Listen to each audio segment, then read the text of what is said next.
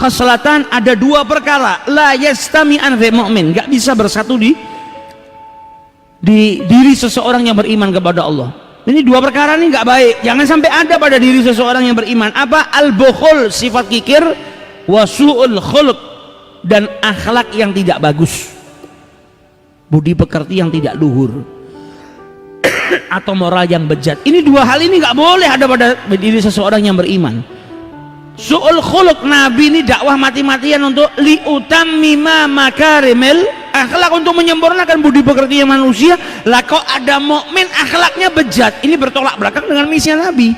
Gak boleh ada mukmin orang yang ngaku beriman tapi akhlaknya gak baik. Yang kedua apa? Jangan sampai ada mukmin bukhul. Siapa yang ditiru? Karena mukmin ini diperintahkan niru Nabi Muhammad. Nabi Muhammad akhlaknya mulia, Nabi Muhammad orangnya dermawan.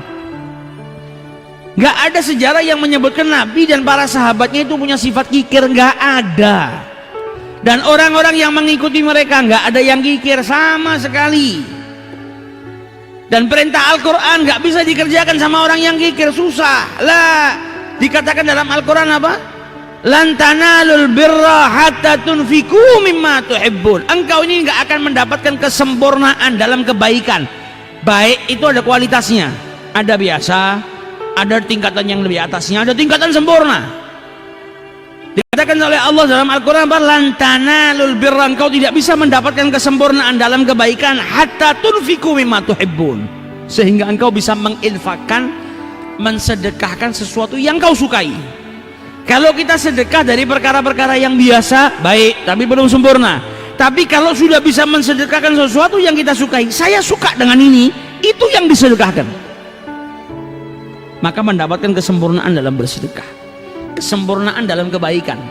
Karena tingkatannya orang bersedekah biasa, ini makanan sudah kemarin nggak dimakan, dibikin oblok-oblok aja kasihkan ke tetangga, dia sudah nggak suka, suruh makan aja nggak kolu, tapi belum rusak. Kalau rusak haram, bisa jadi racun, bisa bunuh orang, bisa ngasih penyakit, nggak boleh disedekahkan. Masih baik, masih layak dimakan, tapi dia nggak suka, disedekahkan. Ya sudah, kau dapat pahalanya sedekah, tapi kesedekahmu itu derajatnya rendah. Karena apa? Kau mensedekahkan dari sesuatu yang sudah tidak kau sukai. Nah, ini pakaian sudah nggak pantas buat saya, daripada saya buang saya kasihkan ke orang. Oke, kau dapat pahala sedekahnya, tapi engkau belum sempurna dalam berbuat baik. Ini bukan kesempurnaan. Tapi kesempurnaan itu apa? Ketika kau mensedekahi sesuatu yang kau sukai. Punya makanan enak, kau suka makan ini, kau sedekahkan ke orang lain. Nah, ini dapat kesempurnaan. Mau mensedekah, oh ini pakaian ini kalau saya pakai saja saya malu, saya nggak mau, sudah lusuh. Kalau saya mau ngasih hadiah ke orang, mau ngasih sedekah, ya saya kasih yang baru. Nah, ini dapat kesempurnaan dalam perbuatan baik. Ini yang diajarkan sama Nabi Muhammad, yang diajarkan sama sahabat-sahabatnya Nabi Muhammad, yang diajarkan oleh para tabi'in, para tabi'in, para a'immah. Buat Allah ini jangan bakhil.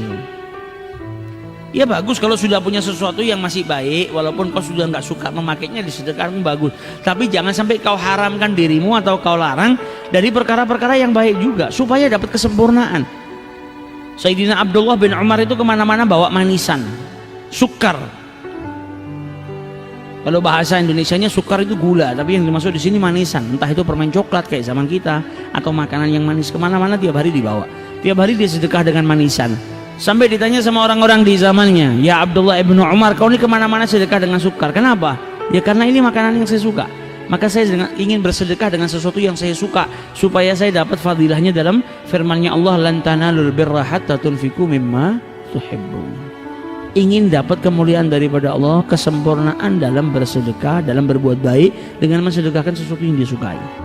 Sahabatnya Nabi yang lain ketika ayat ini turun datang kepada Rasulullah, ya Rasulullah, sesungguhnya harta yang paling saya sukai adalah harta saya yang paling besar. Apa? Kebun yang letaknya di depan Masjid Nabawi, dekat Masjid Nabawi ini di depan masjid ini kebun saya ini harta yang paling saya sukai, dan saya ingin mendapatkan dari keutamaannya ayat Allah yang turun ini. Maka kebun ini saya sedekahkan di jalannya Allah Subhanahu wa taala. Ambil ya Rasulullah, berikan kepada yang kau sukai, berikan kepada siapapun yang kau kehendaki.